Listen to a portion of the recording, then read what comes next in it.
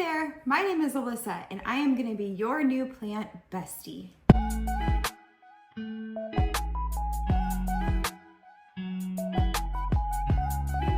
In today's video, I'm going to show you a handful of plants that are great for beginners. So if you're somebody who loves plants and wants to get into indoor plants, or if you are somebody who has tried indoor plants before and you kill them all the time, maybe you're just not getting the right ones. So today I'm going to show you my favorite beginner-friendly plants that you cannot go wrong with and that will bring you so much joy to your home and confidence that you can get on your own plant journey as well.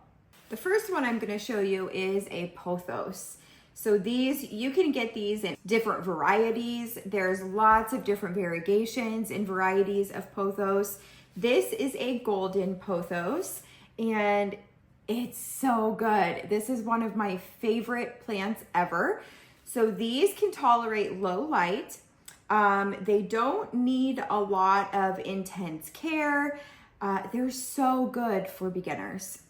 You can see this one is a variegated golden pothos is what this is called. And so the variegation just means that on the leaves, instead of it just being all green, you have some variegation in there of that white.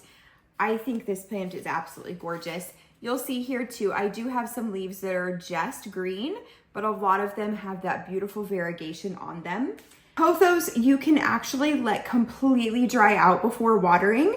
So if you're like me and you're not on a strict watering schedule with your houseplants, don't fear. Pothos are okay. They will be fine. You can let them completely dry out and then you can either bottom water them or top water them. They're really not that picky. I think pothos in any variation are such a great addition to your houseplant collection. Like I said, they're super easy to take care of. They get really nice and big and bushy, and they can also vine down. You can train them up or you can let them vine down. I have had this one for maybe 2 or 3 months now. It was half the size when I got it. And as you can see, we've got some pieces coming out here that are eventually going to go down and start vining. And I am gonna let this lady vine all she wants. Another great thing about pothos is you can find them pretty much anywhere. They are not a rare or exotic type of plant. And so you can find these at your local Walmart, at your local Home Depot, Menards, Lowe's, grocery stores, anything like that, and they're not going to have a hefty price tag associated with them. So that's another reason why they are a great beginner plant.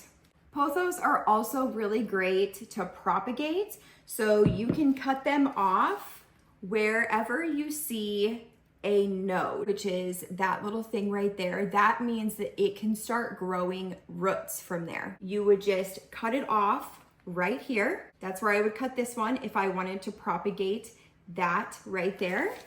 And as you can see, I have a lot propagating already from this golden pothos, and they propagate super fast and they get beautiful, beautiful long root systems. I mean, look at that. Do you see those roots? This one needs to be potted really bad because you really don't want them to get more than like 2 or so inches long, but they propagate and grow roots so fast that it'll happen in no time. So all of this is ready to be planted, and then I will have a second golden pothos to display in my home. All right, the second plant I'm going to talk about is spider plants. These are so easy. They don't need a lot of light, although they can tolerate light. They're another one that is also super, super easy to propagate. So in just a minute, I will show you my mother plants. I have 2 mother spider plants and they are so big and beautiful. We'll go look at those in a second. But in the meantime, I wanted to show you, I've got both of these off of my mother plants, and then I actually have 3 more around the house also. I am constantly propagating these. They are so easy to propagate, So easy to cut off clippings from. Just like the pothos, they propagate extremely fast just in water.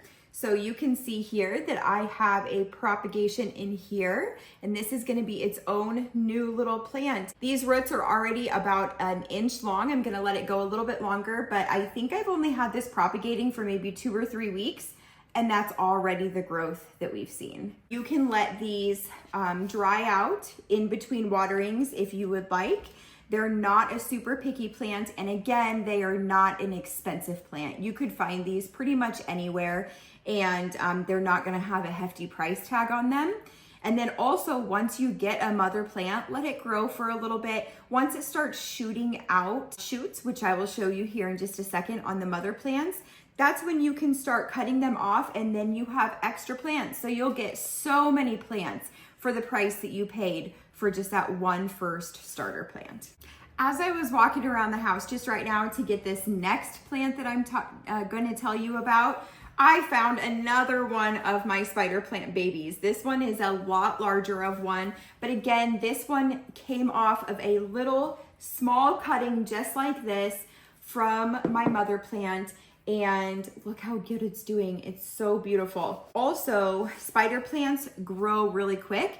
Actually, so do pothos. So you won't have to sit around forever and wait for growth. You'll be able to see it right away. The next option I want to tell you guys about for number 3 of my favorite beginner or starter plants for beginners is succulents. So succulents are relatively easy. They can take some drying out in between. They don't really need a lot of care. This, as you can see, is 2 succulents, and I potted them. I got them separately. I potted them here in together. In probably a few months, I will be taking them out of here and giving them their own individual pots to grow in. If one of these succulent leaves fall off, succulents are so cool, you guys, because if one of these leaves fall off like this, okay, you can just, don't throw this away. Don't throw this away. You can just stick this right in the soil right here. And over time, it will actually grow little, what they're called pups off of the end of it. You'll see some roots coming out, and then you'll see some little pups forming on the end. And as that grows, this original leaf will actually die off, and then that pup cluster that you have of this plant, you can then plant into a pot, and it's a brand new plant for you. So succulents are very resilient. Also, you can find them in a lot of colors and shapes and sizes, and I just love succulents. If you want a little bit of color to your houseplant collection, succulents are gonna be a great option for that as well. Okay, so as you can see here, this is one of my mother spider plants. She is so big and beautiful, but what happens is they shoot off these shoots right here that you can see, and if you leave them on, that's totally fine.